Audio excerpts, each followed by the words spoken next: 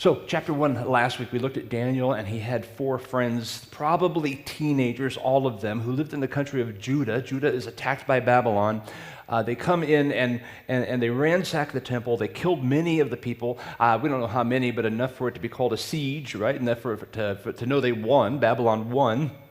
And they carry away the best-looking, smartest, highest potential young men, teenagers in the land, and they bring them back to Babylon. They place them into a 3-year-long re-education camp where they will learn the Babylonian language. They will receive the highest education of that day. They will eat the finest food from the king's table. They will have access to an open bar, all compliments of the king. In addition to that, they would learn how to worship the Babylonian gods. So they were to turn their back on their past, turn their back on Yahweh, the God above all gods, and they were, even their names were changed from names that reminded them of Yahweh, that pointed them to Yahweh, to names that now pointed them to Babylonian gods. So there was a total replacement they were trying to do in the lives of all these people. And the goal was, at the end of those 3 years, for the best and brightest young men to be able to serve the king and help expand the kingdom of Babylon as a system they had in place. What surprised everyone, as we talked about last week, were these 4 young men, Daniel, Shadrach, Meshach, and Abednego, that looked at the king's grand buffet as well as the open bar, and they said, we can't do that. That will defile our bodies. They had been raised with the Old Testament law, and there were certain foods you just can't eat. And evidently, those were all part of the grand buffet that the king had spread out before them. And they're like, we just can't do it. We can't. We will disobey our God and make us unclean. And it was a bold move, but Daniel requested to reject the king's food and eat only vegetables for that 3-year period that they were in this re-education camp.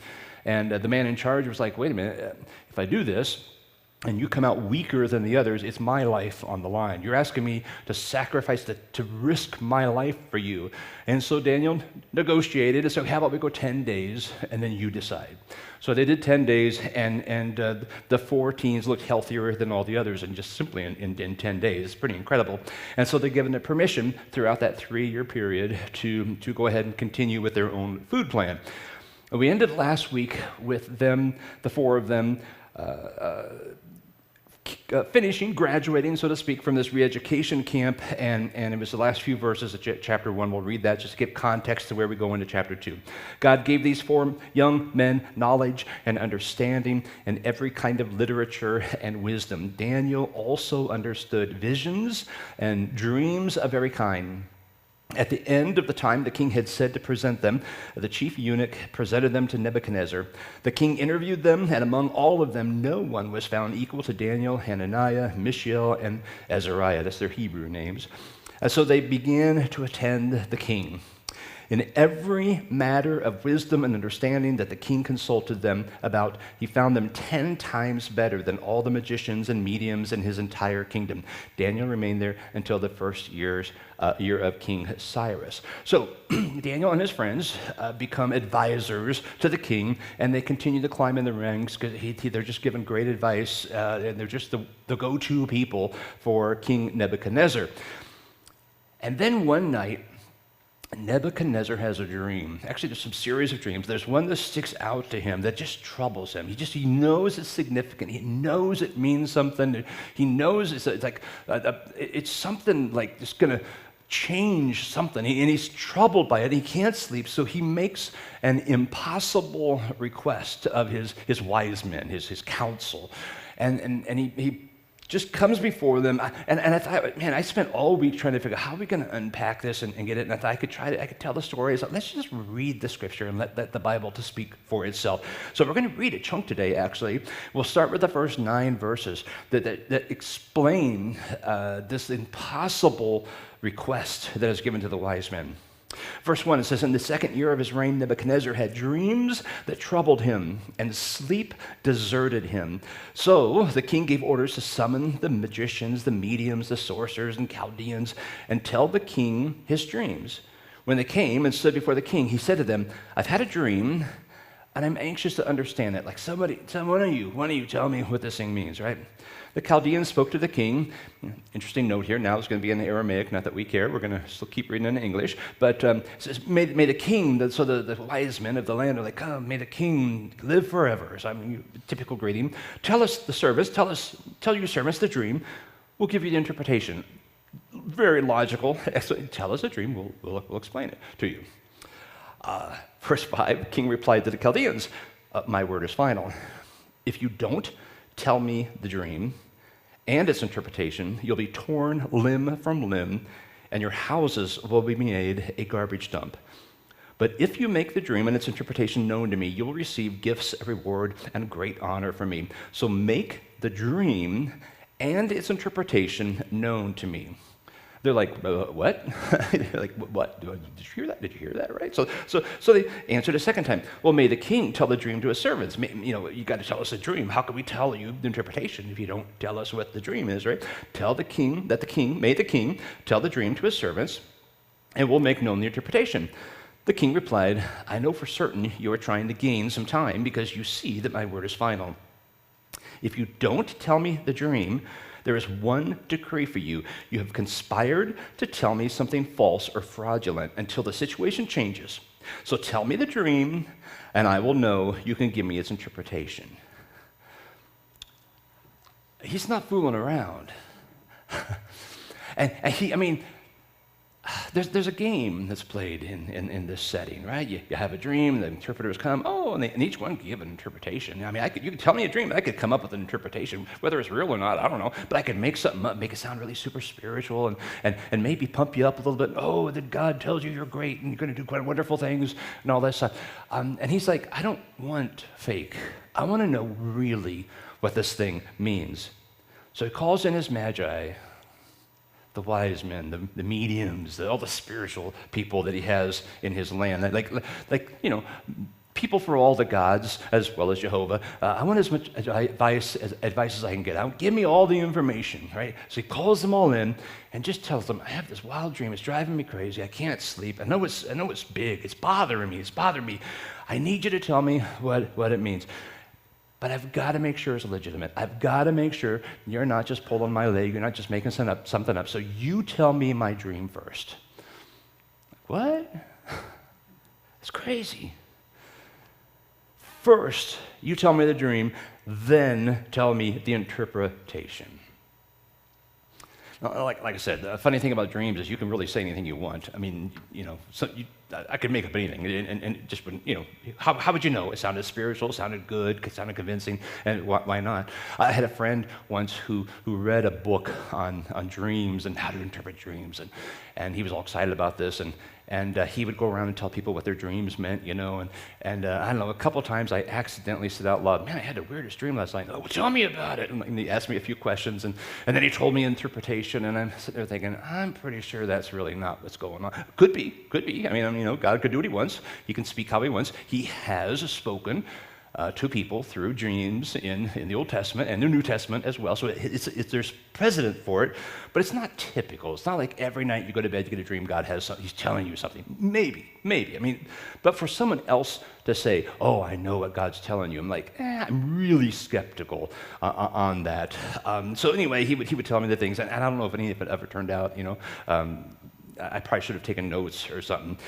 And like I say, in his defense, though, my friends, even Nebuchadnezzar's, God does sometimes speak through dreams. There's several times in Scripture. But generally, when you read about it in Scripture, it's like some monumental things about to change, right? Or God's doing some big pivot in history or some monster things about to happen. It's not like, you will go and have fish tomorrow. It's nothing like that. It's something like, hey, remember all these hundreds of years no one could have bacon? From now on, you can have bacon. That was like, he had to speak to people, the Christian community, in a dream, and to the apostles to be able to interpret, and get it, and Peter going, oh yeah, you can eat everything, and even Peter then going like, are you sure? It was hard, but it was God telling people. So he has done that in Scripture at times, and even in contemporary society, I have heard many stories from sources whom I trust, so not like from a book or a magazine or a blog or something, from people who either were there on the scene or knew people on the scene. So the stories they have told me could be verified, especially in the Middle East. It's going on right now. Like Jesus appears to many Muslims in dreams, probably during Ramadan, especially because they're seeking God at that time and they're fasting. And God will show up and say, I want you to talk to this guy. And he'll have a vision of somebody in a dream, someone they don't know who it is. And then they'll, within the next few weeks, go, wait a minute, that's the guy from my dream. And they'll go up and they'll say, I dreamt about you. And it turns out it was the whole point was for him to tell them the gospel and they become Christians. I've heard that multiple times, so that's kind of cool. But again, that's a monumental thing. It's not like, I'm pretty sure you're going to have chicken dinner next week and it could be good. I mean, it's something big that happens when God speaks in a dream. So, nonetheless, Nebuchadnezzar understands there's a game that's often played in this. There's this advisors. You got to have the king says I had a dream, and they got to tell him something. But how do you know? How do you monitor that? So he could tell all of his magi about the dream, and each one could come to him and give a very fantastic story, very spiritually sounding thing. All would be very different. So how do you decide who's right, who's wrong? How do you even know? They'd be all convincing. And he's like, no. But I'm sure this happened in the past, but this dream is different. There's something about this dream I have to know. I have to make 100% sure I know what this dream means. And so he made an impossible request. You tell me my dream, that he's not told anybody. You tell me my dream, and then interpret it. Oh, and by the way, if you can't do that, I'm going to tear you apart limb by limb. Puts a little skin in the game there, right? I'm going to rip you to pieces. I will expose you as a fraud, and I'll go scorched planet on you, tear you apart, destroy your home, which probably means the people who live in it as well, and everything's going to be blown up there. Now, the thing is,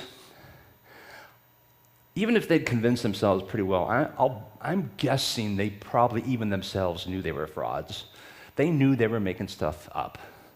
I mean, who knows? Maybe there's demonic stuff too that might influence them to tell things. But mostly, they probably were making up stories that just sounded really good in the past. As he would have a dream, and they would interpret it, and they would, have visions or whatever. It could have been anything. But they were really frauds. Their gods were false. There was no real power in them. They'd never seen real power displayed from their idols. They knew every time the king had a dream, and they made stuff up, and they knew he was a busy guy. He'd probably forget the dream and probably forget the interpretation, and everything keeps going on. We keep playing the game, and I have a job, and the king's happy, and everything's good. Thing is, this is different this time. No, you tell me the dream and the interpretation,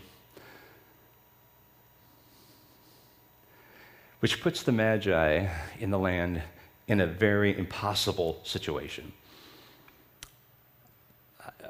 How do you do that? That's a wild guess. I had a dream this past week that if I tried to tell you, I don't know if I could even say it. There was a weird truck I was driving, and we were going to a homeless camp, so I was in this weird truck that I've never seen, and I couldn't describe it to you. For you to describe that to me, that would blow me away. Like, whoa, that is something. And an altercation that took place. It was an interesting dream. But I wouldn't expect you. That's an impossible situation if I went to you and said, now tell me the dream. I've given you 2 hints already. Tell me the dream, tell me what it means, or I'm taking you out. It's impossible situation. So we get to verse 10. The Chaldeans answer the king, wait a minute. No one on earth can make known what the king requests. Let's be honest, nobody. Consequently, no king, however great and powerful, has ever asked anything like this of any magician, medium or Chaldean. What the king is asking is so difficult that no one can make it known to him except the gods, whose dwelling is not with mortals. They're like, we got to get into the spiritual world that we can't even reach. No, that's our job, but we can't really do it. We can't do it. Because of this, verse 12, the king became violently angry, gave orders to destroy all the wise men of Babylon. The decree was issued. The wise men were to be executed. And they searched for Daniel and his friends to execute them. So King's like, get rid of them all. Everything. It's all done. Tired of it. It's all fake. Why am I wasting my time with these magi, these wise men? Get rid of them. They're all phony. And it's a classic reaction. I mean, honestly, if you've ever, as a guy, had a bad experience with a girlfriend or a wife or something, you get to the point you're like, all women are evil. I mean, it's just in the back of your mind, all men are evil. Or if you're a woman and you've had a bad experience with a guy, all men are pigs. It just kind of gets grown into you, right? Or you have a bad experience with a corporate job, and corporations are heartless and they're terrible, and maybe they are. I don't know, but you just have that bent already against them. Have a bad experience with a church or with a fellow Christian, and you start thinking, man, all Christians are hypocrites, or all churches are terrible. I know people who've been out of the church for decades because like a bad experience with like one person, and it's like, oh, I can't do church. It's like, it's kind of extreme, very extreme. But that's what Nebuchadnezzar is doing here. Kill them all. Get rid of all of them. They're all terrible. Now, we know for a fact that Daniel and his friends actually are the real deal. I mean, we got that from chapter 1, that God is giving him dreams and visions, and there's something about Daniel that he's just getting things that other people don't get. We'll see that throughout the whole book of Daniel. And Nebuchadnezzar knew it too, because he was there then, but he put all the wise men in the same bucket and said, just kill them all, get rid of them all. So they go to take out Daniel, and Daniel, again, very boldly asks, could we try a different plan? Just like he did with the food. Now he's like, I know you want to tear me limb from limb. Could we kind of take a break on that, right? Verse 14 of chapter 2, Daniel responded with tact and discretion to Arioch, the captain of the king's guard, who had gone out to execute the wise men of Babylon. He asked Arioch, the king's officer, why is the decree from the king so harsh? Like, wait a minute, what's going on here? Arioch explained the situation to Daniel, so Daniel went and asked the king to give him some time so that he could give the king the interpretation. So Daniel's like, well, time out. Can we take a break? Before you rip me, apart limb from limb, give me a chance to see if I can't talk to my God, Yahweh, and get an answer for you. At least give me that opportunity. I think that classifies as an impossible situation where he's in. But fortunately for us, Yahweh doesn't have the word impossible in his vocabulary. We think in impossibilities, we look at situations as impossible, but God is like, yeah, I spoke the world into existence. I think I got this. I think I can do this. So he doesn't even think like we do. We tend to think an impossibility, and he thinks like, yeah, whatever, I can do it all. If you're ever facing what you think is an impossible situation, go to the one who doesn't know what impossible means. That's where you want to go. And that's where I want to go, for sure. You pray, God, I am buried under a mountain of debt. It is impossible to get out from under this. And he looks at you with a blank stare and he goes, it's impossible? Like, I don't know. I own the cattle on 1,000 hills. Let me figure this out for you. I can help you out, right?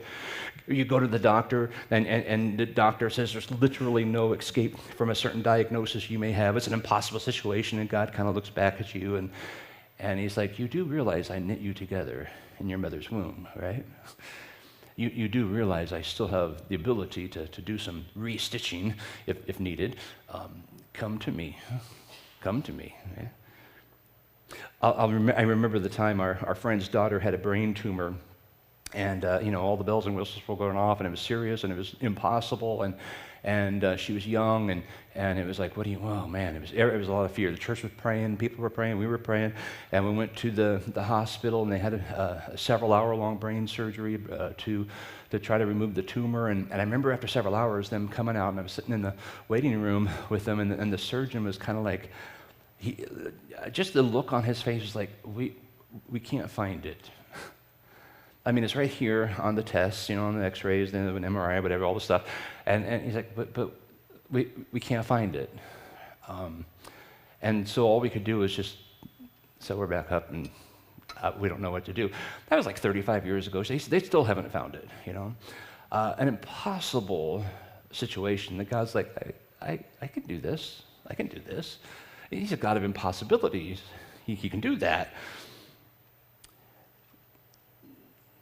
I won't go into great detail, but a lot of you know my story. I was 15 years ago or so, had an aneurysm. Everything was terrible. I was going to blow up and die. And don't pick up anything over 6 ounces. That's not true. But I mean, it was like don't lift over 8 pounds. I think it was. And we went through a year, and they took tests, and they said, like, see if anything's happened. It might be surgery, or you might just die before surgery. We're not sure. And I'm like, well, that's great. And a year later, they took another test, and like I'd taken the test, and I was driving to a radio interview actually, and like I was on the way, like, and the doctor called, which is like within 10 minutes, and he goes, I just had to call you because it's just not, I can't find it. We can't find it. And I said, well, is it like an error? He goes, no, this is an extremely detailed image. It's just not there. Meeting with him, whatever, the next week, whenever it was, to have like the face-to-face again, he's like, the only way I can describe this is a medical miracle. There's it doesn't make sense. It's impossible. It can't happen. And I'm like, well, I don't know, God, that's what he wants, right? He doesn't know the word impossible. Now, Daniel knows the God who spoke the world into existence. He knows that God knows the dream of Nebuchadnezzar. Now, he could always choose not to tell Daniel. I mean, that can happen. But he knows God knows. And he knows God can tell him not only the dream, but the interpretation. All he has to do is ask. It's like, give me a little time. This isn't impossible for God. And then you do what you have to do. Verse 17, Daniel went to his house, told his friends, Hananiah, Mishael, and Azariah, back to the Judean names here, about the matter, urging them to ask the God of the heavens for mercy. So Yahweh, not just like the God of the Babylonians and the moon god, the different names, right? The God of the heavens for mercy concerning this mystery, so Daniel and his friends would not be destroyed with the rest of Babylon's wise men. The mystery was then revealed to Daniel in a vision at night, and Daniel praised the God of heavens and declared, and we'll read that. But Daniel, in this impossible situation, goes to God, and God says, oh yeah, I got that, gives him the dream and gives him the interpretation. And it's like Daniel's driving to this radio interview, and he gets a call from the doctor and says, I got this for you. And he's like, oh. And so he responds. This is very much like the response I had as I was driving to this radio. It happened to be a Christian radio station, so it was a very exciting radio interview that day, because this was what was pouring out of my heart that same day. May the name of God be praised forever and ever. Like, this wasn't me, this wasn't him, this wasn't the doctor, this wasn't the medical community. It was God, right?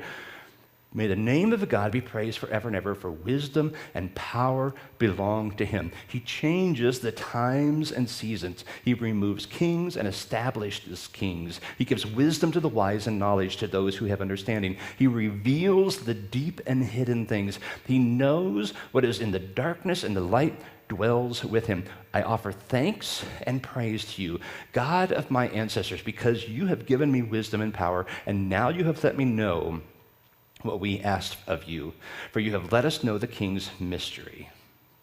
This prayer, dedication, whatever it is just loaded with good stuff here. Daniel is acknowledging God as a source of his knowledge. He's acknowledging there are no secrets with God, that God knows everything, even the dreams of a man who's never said them out loud.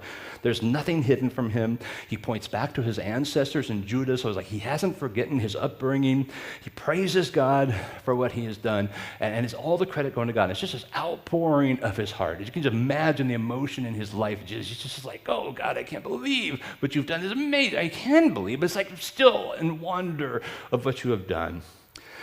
We go to verse 24. It says, Daniel went to Arioch, whom the king had assigned to destroy the wise men of Antioch, and he came and said, time out again, don't destroy the wise men of Babylon. Bring me before the king. I will give him the interpretation.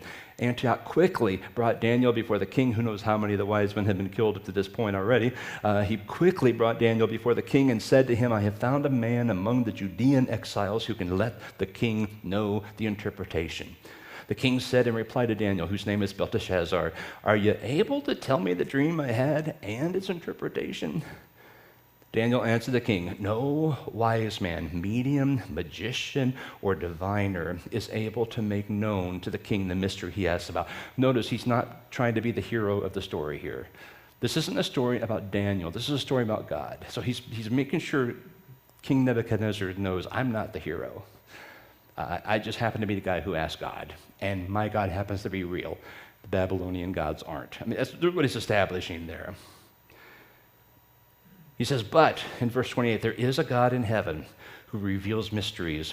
He has let King Nebuchadnezzar know what will happen in the last days. Your dream and the visions that came into your mind as you lay in bed were these. Your Majesty, while you were in your bed, thoughts came into your mind about what will happen in the future. The revealer of mysteries has let you know what will happen.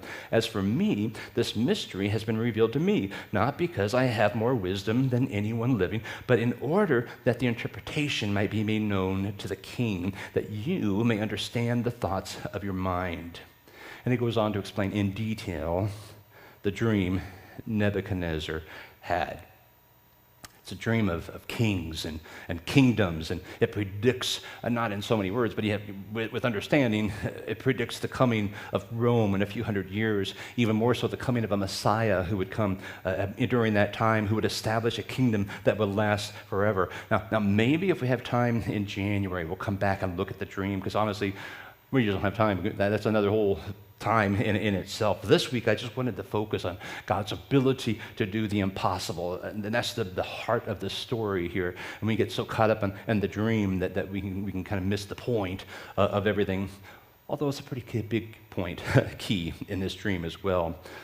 The wise men knew the king gave them an impossible task. Daniel knew it was an impossible task. King Nebuchadnezzar knew it was an impossible task. Without the help of the gods, or as Daniel pointed out, Yahweh, the God, they would never know the answer.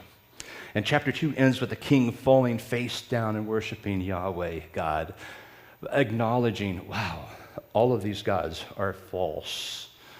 All of the re-education we've done is not real. Like the king now, gets it, at least for a moment, that there's no one above Yahweh.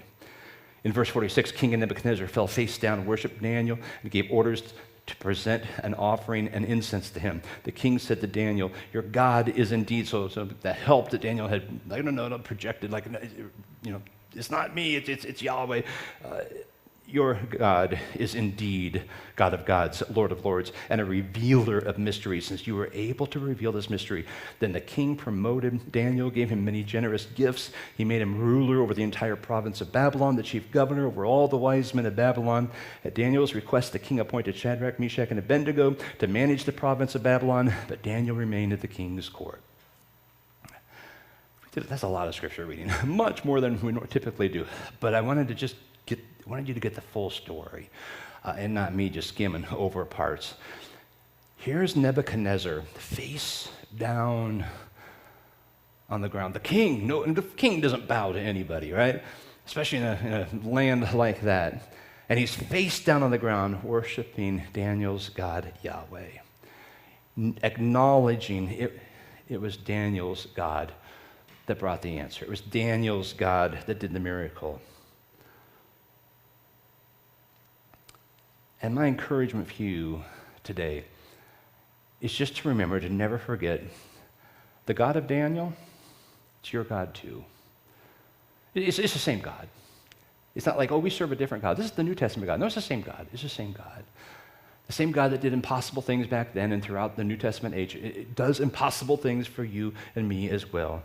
This is the God we worship every week. This is the God who guides us on our path every single day. This is the God who sent his son Jesus to die and wipe out your sins. That's impossible, but Jesus did it.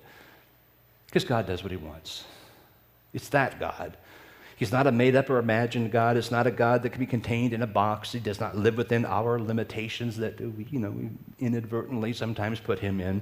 He is the King of Kings, the Lord of Lords. And when we face hard times and bad situations and things that we think are just impossible to get out of, just remember, your God is right there standing with you. He does not even know the word impossible or what it means. So as you're telling him something is impossible, maybe you should change your terminology a little bit and say, God, I don't know what to do about this, but you do, and just give him your stuff as it comes. Whatever it is, whatever the hardship, whatever the challenge, whatever the thing is you're facing that you think is impossible, let him do. Now, he can do what he wants, He could have let Daniel and his friends be torn limb from limb right there, but he didn't. He had more for Daniel to do, which we'll read in the coming weeks. But there's nothing impossible for him. That's the God we serve.